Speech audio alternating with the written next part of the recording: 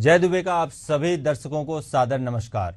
Asian news आपके चहेते कार्यक्रम मुद्दा में आज एक ऐसे गंभीर मसले को लेकर आया है जिसका सीधा सरोकार देश के हर एक परिवार से है, क्योंकि परिवार तभी संभव है जब घर में नारी होती है। लेकिन विडंबना है कि जिस नारी को हमारे देश में देवी मानकर पूजा करने की परंपरा है, जिस नारी की वजह से यह संसार अस्तित्व में है, वर्तमान समय में उसी नारी के अस्मत और अस्तित्व के साथ दरिंदगी चरम पर है। और इस दरिंदगी को अंजाम देने वाला कोई और नहीं बल्कि वही लोग हैं जिन्हें एक नारी ने ही 9 महीनों तक अपने कोख में पाल कर रखा, जिन्हें एक नारी ने ही जिंदगी दी, जिनके लिए एक नारी ने अरमान सजाए और उनके नखरे सहते हुए कभी आह तक नहीं किया। जी हां, आज मुद्दा यही है। बात दिल्ली की निर्भया की हो, जिस पर 6 वैसी दरिंदे एक साथ टूट पड़ते हैं। वह गिड़गिड़ाते रहती है, लेकिन उसकी आवाज को हमेशा के लिए उन दरिंदों ने खामोश कर दिया। बात कोलकाता की अभया की हो, जिसके साथ भी सारी हदें पार हुई। उसके सिर से लेकर पैर तक जितने चोट के निशान हैं, उस दर्द को एक नारी अनुभव कर रही है। अब बात बेंगलुरु में महालक्ष्मी की करें, जिसके जिस्म को 59 टुकड़ों में काट कर फ्रिज में रख दिया गया। यह सब एक इंसान नहीं कर सकता, लेकिन हैवानियत की हद पार करने वाला दरिंदा जरूर कर सकता है, जिसके एक नहीं बल्कि अनेकों उदाहरण सैकड़ों प्रमाण के साथ हैं। एनसीआरबी की रिपोर्ट बताती है कि देश में हर 20 मिनट में एक रेप की घटना होती है। हर घंटे 3 से 4 वारदातें, तकरीबन एक दिन में 96 वारदात के आसपास होता है। ये सभी ऐसी वारदातें हैं जो किसी तरह से थानों में पहुंच पाई, जबकि देश के गांव से शहर तक, स्कूल से लेकर दफ्तरों तक ऐसे अनगिनत प्रकरण हैं जिनकी शिकायत करने पर तरह तरह की धमकियां दी जाती हैं। महज इतनी सी बात से समझा जा सकता है कि देश में इंसानी दरिंदे कैसे खुलेआम घूम रहे हैं। आज इस गंभीर मसले पर महज सवाल जवाब नहीं है, बल्कि हमारे साथ मौजूद प्रतिष्ठित मेहमानों के साथ पूरी गंभीरता के साथ चर्चा है, जिसके लिए हमारे साथ मौजूद हैं श्री राजीव माथुर जी, रिटायर्ड डीजीपी हैं, श्री तनुज दीक्षित जी, एडवोकेट सुप्रीम कोर्ट से हैं, और साइकोथेरेपिस्ट श्रीमती स्मिता शर्मा जी। आप तीनों मेहमानों को मेरा सादर नमस्कार। देश में जिस तरह से दरिंदगी हो रही है, उस पर आप क्या कहना चाहेंगे? सबसे पहले यह सवाल मैं राजीव माथुर जी से पूछना चाहूंगा। इसमें कोई शक नहीं है कि देश में यह दरिंदगी बढ़ती जा रही है जी, और ये एक नया फिनोमेना है। ये आज से कई साल पहले इस तरह की वारदातें सुनने में नहीं आती थी जी। मगर मुझे ये कहते हुए अफसोस है कि दिल्ली में किसी तरह का एक घटना हुई थी जिसमें 2 अलग अलग समुदायों के बच्चों ने आपस में रिश्ता कायम किया जी। और इतना वो वायरल हुआ, इतना वो मीडिया ने उसको दिखाया जी। कि किस तरह से उसकी लाश के टुकड़े करके फ्रिज में रखे गए, और फ्रिज में रखी हुई हालत में भी वो आदमी कैसे बाकी गर्लफ्रेंड्स के साथ उसी कमरे में सेक्स करता था, उसी कमरे में उसके अफेयर चलते थे, वगैरह वगैरह। इसको पूरे देश ने देखा और कई बार देखा। तो क्या होता है कि जब इस तरह की क्रिमिनलिटी जब बार बार परोसी जाती है जनता के सामने, तो कई लोगों को आइडिया आता है कि यार हम भी फलाने से मुक्ति चाहते हैं, ये तरीका तो अच्छा, ये तो बड़ी मुश्किल से पता चला, ये तो हो सकता तो पुलिस को कभी पता भी नहीं चलता। तो इस तरह की जो विकृत मानसिकता है, इसको ये एक प्रकार से एक मल्टीपल इफेक्ट देती है इसका। और जहां तक छत्तीसगढ़ का सवाल है, मुझे तो ये जानकारी है कि छत्तीसगढ़ में इस वर्ष के जो अभी तक के जो जनवरी से लेकर अभी तक के जो महीने हैं, उसमें महिलाओं के प्रति अपराधों में आंशिक रूप से कमी आई है। बाकी जो ऑफेंसेस है, क्रिमिनल ऑफेंसेस, उसमें एक तरफ इजाफा हुआ है, मगर हैप्पीली जो महिलाओं के प्रति जो अपराध है उसमें थोड़ी सी आंशिक कमी आई है। जी, अगला सवाल मैं तनुज दीक्षित जी से करता हूं। हर दिन 96 रेप की लगभग घटनाएं होती हैं। तनुज जी, यह देश को किस ओर धकेलने का प्रयास है, या यह मानसिकता कहां लेके जा रही है? तनुज दीक्षित जी। देखिए, अभी जो कानून में निरंतर सुधार होते आ रहे हैं, पहले इंडियन पिनल कोड था, अब देखिए भारतीय न्याय संहिता, साथ ही साथ प्रोसीडिंग्स के लिए भारतीय नागरिक सुरक्षा संहिता, देखिए साथ ही भारतीय साक्ष्य अधिनियम, जिस तरीके से नए कानून अब भारत में मौजूद हैं, सजाएं जो हैं मामलों के प्रकरण का जो चलने का तरीका है, प्रोसीडिंग्स का जो हिस्सा है, जी अब सभी में पहले से बेहतर सुधार और कठोर सजाएं देखने को मिलती है। जी बीएनएस के अंदर अगर हम बात करें तो सेक्शन 64 में जो है रेप को डिस्क्राइब करा है, वहीं से लगा करके सेक्शन 70 तक अलग अलग विभिन्न तरीके से हुए कृत्यों को इसमें उल्लेखित किया है। जी वहीं स्पेशली चैप्टर 5 जो भारतीय न्याय संहिता का है, उसके अंदर में एक अलग से विमेन्स और चिल्ड्रंस की जितनी भी एब्यूज से रिलेटेड कानून हैं, उनको भी उसके अंदर उल्लेख अलग से करा है। तो देखिए, कानून में जो संशोधन की आवश्यकताएं थी वो तो हो गई हैं। अब बात आती है कि सामाजिक स्तर पे जो सुधार की आवश्यकताएं हैं, जी उसके लिए कौन जिम्मेदार है। देखिए, सरकार अपना काम निरंतर कर रही है, पुलिस अपना काम निरंतर कर रही है, कोर्ट में बैठे ऑनरेबल जजेस, चाहे हम जैसे वकील, सभी अपनी अपनी भूमिका व्यवस्थित रूप से निभाते हैं। तो शहर में या जो अलग अलग शहरों में हम अलग अलग प्रकरण देखते हैं, जी इनमें वो कुंठित मानसिकता और ऐसे दरिंदों को एक चिन्हित करना और प्रायरली करना। देखिए, कोई कृत्य होने के बाद तो सभी उस पर कार्रवाई करेंगे ही, करती ही हैं, जी लेकिन अगर ऐसे लोग प्रायरली चिन्हित हो और उनका पहले से ही किसी रूप में रोकथाम किया जाए, ऐसे किसी चीज की आवश्यकता सामाजिक स्तर पर समाज के अंदर जरूरत है, एक जागरूकता की, एक इससे संबंधित लोगों को पहचान करने की। और मुझे लगता है ऐसा ही कोई काम अगर किया जाएगा तो ही जो ऐसे लोग हैं उन्हें जल्द से जल्द कुछ बड़ा हो उसके पहले उनको पकड़ करके और इससे समाज में मुझे लगता है ऐसा कोई कदम उठाने की अभी आवश्यकता काफी है। जिस तरीके से आए दिन अलग अलग शहरों में, अलग देश के अलग अलग कोने में हम जिस तरीके अलग अलग मामले देखते आ रहे हैं, जिससे मन जो है हर दिन अलग अलग पीड़ा से, अलग अलग भावनाओं के साथ में एक व्याकुल हो जाता है कि आखिर ये स्थितियां, परिस्थितियां जो बन रही हैं, कब तक रहेंगी ऐसी। जी जय। डॉक्टर स्मिता मैडम से एक सवाल लेते हैं, जो कि एक साइकेट्रिस्ट भी हैं। मैडम, रेप के साथ रॉड से वार करना, जिंदा जला देना, गला घोंट देना, इस तरह के जो पैशाचिक कृत्य हैं, इसको आप कैसे देखती हैं? मनोवृत्ति के हिसाब से इसको कैसे समझा जाए? क्या ऐसे कदम उठाए जाएं कि ऐसे वारदातें कम हो या खत्म किया जा सके? ये एक बहुत इम्पोर्टेंट टॉपिक है जो आपने लिया है जी, and I am happy that you have taken this up. Thank you madam. क्योंकि हम ना इसके बारे में बात नहीं करते जी। जैसे अभी इसके पहले जो ये बोल रहे थे कि और भी ये कानून में हमने बहुत सारी चीजें कर दी, हमने देख लिया, लेकिन हमने इस चीज को फैक्टर इन नहीं किया जिसको हम मेंटल हेल्थ बोलते हैं। जी। बहुत तीन डिकेड से रिसर्च हो रही है, और मगर देखने वाली बात ये है कि जो रिसर्च है ये सब वेस्ट साइड में है। सरप्राइजिंगली इंडिया में इस बारे में रिसर्च नहीं हो रही। यही दिखाता है कि ये हमारे नॉलेज और स्किल जो मेंटल हेल्थ फैक्टर्स को रखता है ध्यान में, उसमें बहुत बड़ा गैप है। और ये गैप इसलिए है क्योंकि हम इस बारे में सोचते ही नहीं, हम मेंटल हेल्थ के बारे में समझते ही नहीं। what has been seen with sex offenders, और इनकी जो स्टडी है उससे ये पता चला है कि 24% of the people who have done sex offenses may have had some major mental disorders. मगर सब सेक्स ऑफेंडर्स के मेजर डिसऑर्डर नहीं होते हैं, लेकिन उनके अनरिजॉल्व्ड साइकोलॉजिकल कॉम्प्लेक्सेस होते हैं।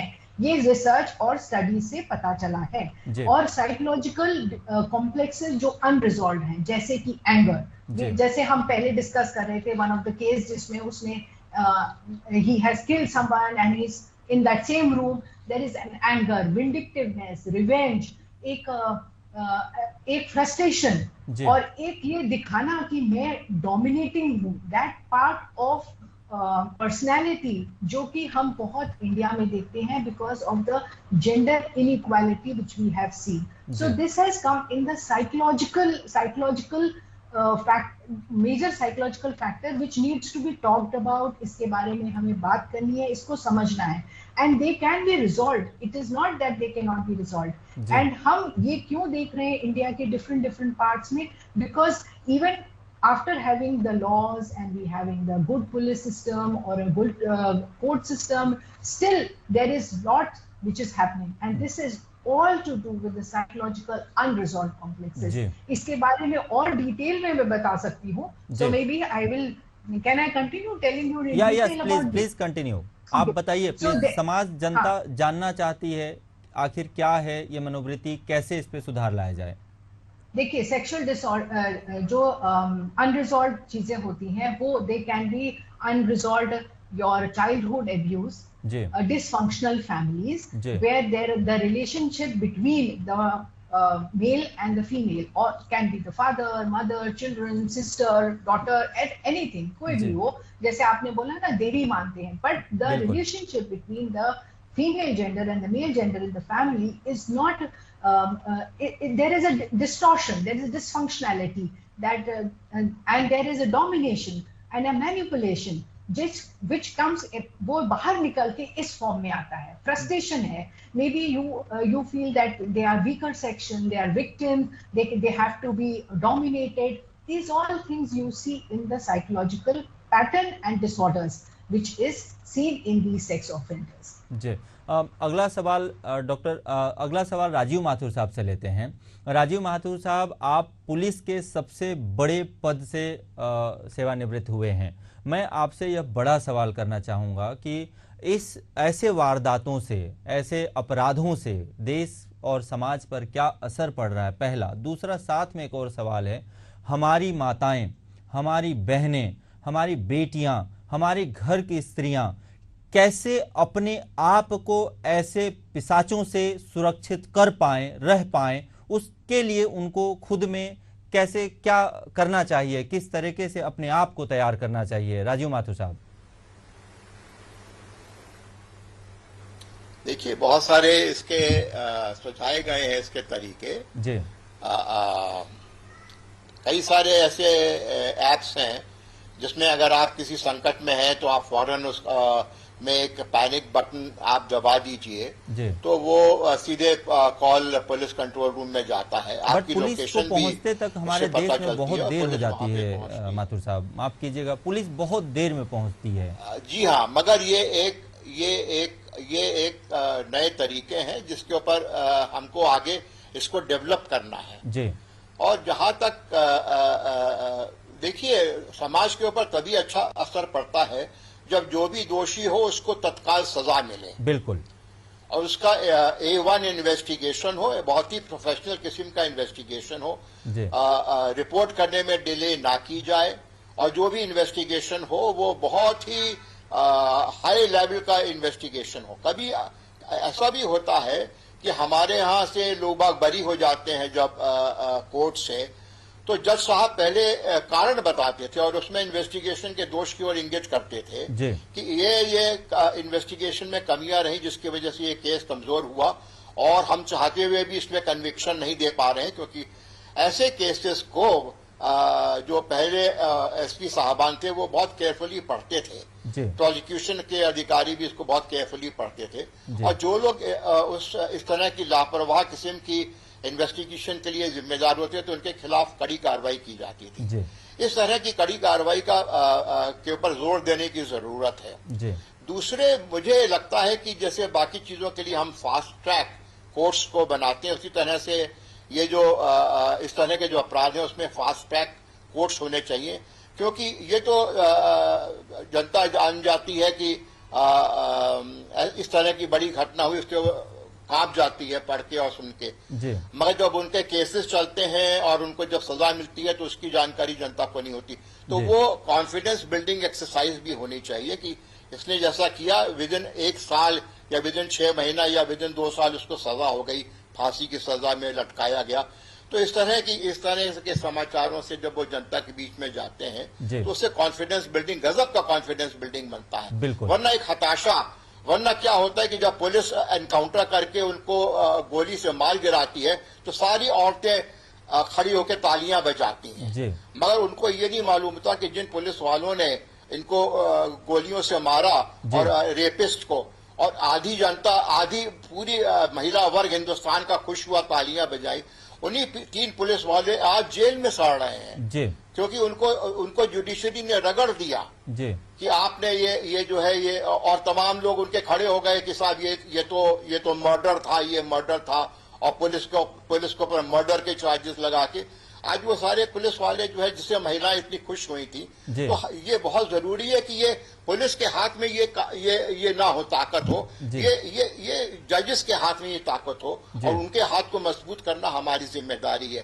एक कानून हमें लगता है ऐसा भी होना चाहिए जिसमें हमको एक भेद करना चाहिए कि आप सामान्य रेप है या सामान्य मर्डर है या पाश्विक नेचर का ये कृत्य है। अगर पाश्विक कृत्य है तो उसकी सजा भी उसी प्रकार से एनहांस्ड होनी चाहिए। अब माथुर साहब एक और थोड़ा सा सवाल करूंगा, माथुर साहब थोड़ा सा एक और सवाल करूंगा यहीं पर। बहुत गंभीर चीज कहा है आपने। मैं अपने हमारे जो पुराने भारतीय शास्त्र हैं और जो पुराने हमारी सीख है वहाँ पे ले जाता हूँ। द्रौपदी के सिर्फ दुपट्टा के मामले से भगवान श्री कृष्ण ने पूरे महाभारत में 100 कौरवों को मार डाला था। यह कितनी शर्मनाक व्यवस्था होगी हमारे देश की कि जिन पुलिस अधिकारियों ने एनकाउंटर किया ऐसे पिशाच का, ऐसे दरिंदे का, उसको हमारे यहाँ सलाखों के पीछे दिन बिताना पड़ रहा है या सालों से वो सलाखों के पीछे है। ऐसी व्यवस्था को कैसे सुधारा जाए? तनुज दीक्षित जी, आप सुप्रीम कोर्ट में हैं, आप एडवोकेट हैं, ऐसी व्यवस्था को आखिर कैसे सुधारा जाए कि समाज में ऐसे दरिंदों के लिए, जो दरिंदे हैं ऐसे, उनके दिमाग में, उनके मनोवृत्ति में एक डर पैदा हो और वो करने से पहले 1000 बार सोचें कि यह कृत्य के बाद हमारे साथ क्या हो सकता है। देखिए, आप हो, हम हो या पुलिस प्रशासन हो, कोई भी किसी का मर्डर ऐसे ही नहीं कर सकता। अगर कोई एनकाउंटर है तो उसे प्रूफ कोर्ट के बेंच पे करना पड़ेगा सब, क्योंकि देखिए सजाओं के लिए हमारे यहाँ जितने प्रावधान है उसके अंदर फांसी तक की सजाओं का प्रावधान ऐसे कृत्यों के अंदर है। और मुझे लगता है क्योंकि जो खुद police law and order reforms की विश्वास रखती हैं, तो मुझे लगता है कि कोई भी सजा कानून के दायरे में रह करके, कानून के ऊपर, कोर्ट्स के ऊपर भरोसा रख करके। और देखिए अब जो पहले जैसा सिस्टम नहीं है, क्योंकि मैंने आपको कहा अब नए कानून भी है देश के अंदर और उनकी जो ट्रायल की जो टाइम लिमिट्स हैं अब वो भी सेट हो चुकी हैं। मैक्सिमम कोई भी डिसीजन अब 3 साल के अंदर आएगा। हालांकि मेरा तो अभी भी इस चीज पर विश्वास है कि इस तरीके के मामलों के लिए एक अलग से फास्ट ट्रैक कोर्ट में एक ट्रायल हो जिसमें हफ्ता 10 दिन के अंदर कोई फैसला आए और तुरंत ही इसके अंदर सजाएं हों। ऐसे लेकिन तनुज जी, जो समाज के हित में, जो आधी आबादी के हित में जो एक फैसला नहीं कह सकते, जो उस समय की मांग थी, उस जगह की जरूरत थी, वहां पे जो चीजें त्वरित हुई, कोई किसी ने एनकाउंटर प्लान्ड नहीं किया, वैसी स्थिति में समाज को क्या मैसेज जाता है? सुरक्षा के इम्तिहाज से क्या मैसेज जाता है? समाज क्या समझेगा? ऐसे दरिंदे कब डरेंगे? जब पुलिस को ही ऐसी सजा होगी कानून के साये में, तो क्या मतलब क्या मैसेज आता है? आप खुद बताइए। नहीं, ऐसा नहीं है। देखिए सभी जानते हैं कि ऐसे लोगों को साथ में सजाएं तो मौत ही, हम लोग सभी ये चाहते हैं कि फांसी की सजा हो, मौत की सजा हो। कोई नहीं चाहता कि उनको कम सजाएं हो। ऐसे जो लोग हैं, ऐसे लोगों का समाज में अस्तित्व नहीं है। ऐसे लोग पहली बात तो लोग कहलाने के लायक भी नहीं है। और जिस टाइप के काम कर रहे हैं, ऐसे जो दरिंदे जिनको हम पिशाच या ऐसे अन्य शब्दों से संबोधित कर रहे हैं, तो निश्चित रूप से देखिए सजाएं उनके लिए, मैं वही बता रहा हूं, कानून के अंदर सजाएं जो है उनके प्रावधान है और उसमें मृत्यु दंड तक की सजाओं का प्रावधान है। तो निश्चित रूप से न्यायालयी प्रक्रिया पर भरोसा रखने की बहुत आवश्यकताएं हैं। और अगर कोई स्थिति ऐसी बनती है जहां एनकाउंटर होता है तो एनकाउंटर करना चाहिए, लेकिन वो जेन्युइन एनकाउंटर हो जहां स्थितियां निर्मित हुई हो और उसको कोर्ट के अंदर सबूतों के आधार पर, साक्ष्यों के आधार पर उसको वैसा प्रूफ भी कराने की आवश्यकता रहती है। जी डॉक्टर साहिबा, आपसे पूछना चाहूंगा, समझना चाहूंगा डॉक्टर स्मिता, क्या यह नारी आज के समय पे, नारी जिस हिसाब से पुरुषों के बराबर आज टक्कर दे रही हैं या उस लेवल पर आ गई हैं, उनसे आगे निकल गई हैं कई मामलों में, तो क्या यह मानवीय मनोवृत्ति है? क्या यह साइकोलॉजी है? क्या वो अपने आप को डोमिनेशन महसूस कर रहे हैं और समाज के कुछ ऐसे अपवाद उसको अपने आप को डोमिनेंट समझ के और इस तरीके की हरकतें कर रहे हैं जो बर्दाश्त नहीं कर पा रहे हैं? क्या ऐसा भी कुछ साइकोलॉजी समझ में आता है? देखिए, मैं पहले तो वो ऐड करूंगी 2 लाइनें जो when we were talking about law and order, तो साइकोलॉजी है ना, बड़ी कॉम्प्लेक्स है। जो हम सोशल प्रेशर और कल्चर से जो हम बिहेवियरल चेंज देखते हैं वो कहीं गुना ज्यादा जेनेटिक और बायोलॉजी से कनेक्टेड होता है। So if there is a social pressure and culture, now social pressure and culture सिर्फ हम इसको नहीं कहेंगे कि हमने लॉ एंड ऑर्डर के बारे में बात कर रहे हैं। I am talking about also in the family. हमारी फैमिलीज इतनी डिस्फंक्शनल है विच इज अ फैक्ट। और जेंडर इक्वालिटी में हमने लड़कियों को बाहर काम करने लगी हैं और काफी एजुकेटेड हो गई हैं, but there is still a gap between the gender treatment at the base level. That is also true. और मैं कहीं आंकड़े देख रही थी जहां पे इंडिया पता नहीं कौन से नंबर पे आ रहा था of sexual offence. So there are so much of it. ये कहीं पे जाके वहीं पे आ जाता है कि द साइकोलॉजी जो है of the gap between both the genders and to dominate, to take revenge. So there is some, जैसे कि कोई एक फीमेल है, कोई एक वुमन है जिसके अगेंस्ट आपको विंडिकेटनेस है या रिवेंज है, and which you are also not conscious. This is the beautiful part of psychology कि आपको भी नहीं पता है कि आपके अंदर ये रिवेंज है, और that comes out in a form जो हम देख के बिल्कुल वो हो जाते हैं कि अरे ये क्या हुआ। ये इस फॉर्म में वो बाहर निकलता है। दूसरा होता है those kind of personalities, those who are narcissistic, जो मैं कहूँगा वो सही, that kind of personalities, those who are very dominating, those who do not talk about opinion, दूसरों की opinion, especially women work की opinion, इस पे बात नहीं करते हैं, तो उनको ये होता है कि dominating। लेकिन जैसे कि मैं पढ़ रही थी, when we talk about Nirbhaya, the offender had said that why did she revolt? And that is why it became worse। मतलब वो रिवोल्ट भी ना करे तो वो उसकी ईगो पे आ गया, उसकी डोमिनेटिंग, उसके वो दैट अनरिजॉल्व्ड साइकोलॉजिकल कॉम्प्लेक्स जो मैं कह रही हूँ डिसऑर्डर पे आ गया, क्योंकि वो उसके बाद उसको अपने आप को कंट्रोल ही नहीं कर पाया। देयर आर इसके बहुत सारे पहलू हैं। That is why I said ये बहुत अच्छा टॉपिक आपने पिकअप किया, because we need to talk about mental health factor also जब हम ये बात करते हैं सेक्सुअल ऑफेंडर्स की, क्योंकि बहुत सारी कंट्रीज में इस बारे में बात हुई है and they have done a beautiful job of cognition disorder के ऊपर। हमने अंडरस्टैंड किया है how we can talk about, and आंकड़ों से देखा जाए तो बहुत सारे ऐसे जो सेक्सुअल ऑफेंडर्स हैं, बाकी सब लोग ज्यादा बता सकते हैं, but majority it has been seen that इनने कहीं ना कहीं कोई और अपराध किया होता है, ज्यादातर कुछ ना कुछ, and we have overlooked it. तो हमने जो उनका थॉट प्रोसेस है, that is the cognition, we have not worked on it. हमने वो कॉग्निशन डिसऑर्डर अनदेखा कर देना, उससे वो बढ़ता चला गया। ये these are very very important things. और एक इम्पॉर्टेंट फैक्टर है woman. We don't know woman, we don't know how she will react, and इसमें जो एक फैक्टर ऐड होता है वो शायद मूवीज का ऐड हो जाता है कि वुमन नो कह रही है but it is no, actually she means yes. So there is a factor which is there in the mind that even if she says no, it is a yes. So वो एक at the end of it, it is all the distortion which is happening. जी, बहरहाल देखिए एक और बड़ी बात है, समाज में शिक्षा के स्तर को भी बढ़ाना होगा, सामाजिक परिवेश में बहुत सारी चीज़ों को ठीक करना होगा, हर घर में हर बच्चे को पैदा होते से यह सिखाना होगा कि नारी वास्तव में देवी है और देवी जैसे ही पूजना है, और नारी केवल मानव ही नहीं बल्कि मानवता की जन्मदात्री भी है। उसका परवरिश कभी इंसान को दरिंदा बनाने की प्रेरणा नहीं देती, कभी किसी बेटी का भविष्य बर्बाद करने की इजाज़त नहीं देती। फिर भी हमारे समाज में यदि हैवान जन्म ले रहे हैं, पैशाचिक कृत्य कर रहे हैं, अपनी हरकतों से पूरे समाज को कलंकित कर रहे हैं, तो ऐसी घटनाओं को कारित करने वालों के खिलाफ उदाहरण स्वरूप ही सही, लेकिन ऐसी सजा का प्रावधान करने की जरूरत है या देने की जरूरत है जिसके बाद कोई दूसरा उस बारे में सोचने से पहले 1000 बार सोचने पर मजबूर हो जाए। और आप तीनों का, हमारे तीनों मेहमानों का आज के इस मुद्दा में शामिल होने के लिए बहुत बहुत धन्यवाद।